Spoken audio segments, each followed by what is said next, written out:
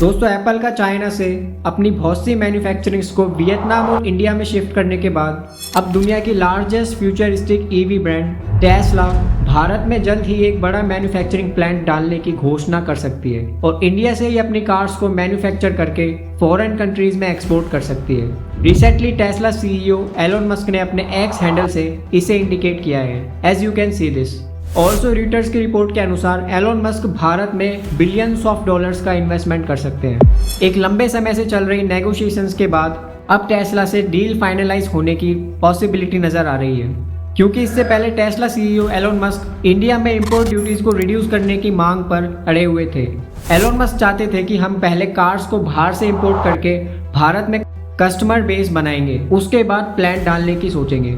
जबकि Indian government ने Tesla को इंडिया में इनिशियल एंट्री पर केवल कार्स को भारत में असेंबल करने का प्रपोजल भी दिया था इंस्टेड ऑफ मैन्युफैक्चरिंग, मगर ये डील हो नहीं पाई थी।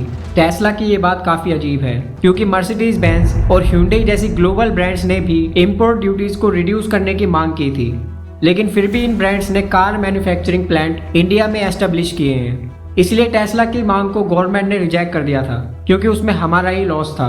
ऐसे में टेस्ला को स्पेशल इंसेंटिव्स देने का कोई तर्क नहीं बनता, लेकिन गवर्नमेंट ने अब बीच का रास्ता निकाल लिया है। अपनी न्यू ईवी पॉलिसी के जरिए ग्लोबल ब्रांड्स को बहुत से इंसेंटिव्स देकर और इंपोर्ट टैक्स को रिड्यूस करके। इस पॉलिसी के जरिए सरकार ने इंपोर्ट ड्यूटी को 70% से घटाकर 15% कर दिया है, लेकिन इसका बेनिफिट तभी मिलेगा अगर कोई ग्लोबल ब्रांड इंडिया में मिनिमम $500 मिलियन यानी 4150 करोड़ रुपए का इन्वेस्टमेंट करता है। साथ ही एक मैन्युफैक्चरिंग यूनिट भी एस्टेब्लिश करनी होगी।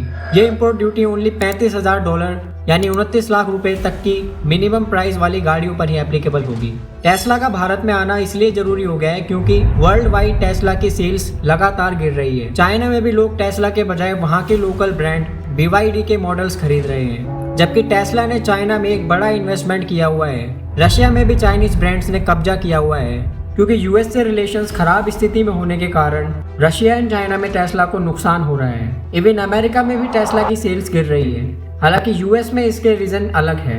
ऐसे में टेस्ला को कहीं स्टेबिलिटी नजर आती है तो वो है भारत। इसलिए एलोन मस्क की कोशिश रहेगी कि ये डील कंफर्म हो जाए और इससे भारत की economic growth, job creation and environment को भी फायदा होगा, क्योंकि एक बड़े ब्रांड के इन्वेस्ट करने से अदर मल्टीनेशनल ब्रांड्स में भी एक पॉजिटिव मैसेज जाता है, जिससे टेस्ला से कंपटीशन के लिए वो भी भारत आना चाहेंगी।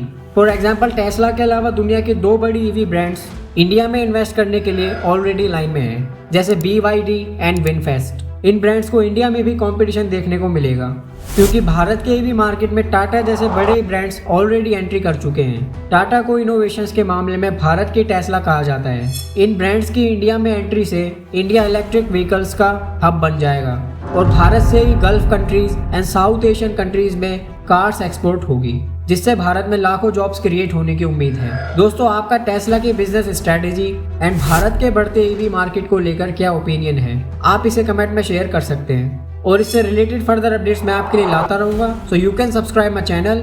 Thank you so much for watching this video.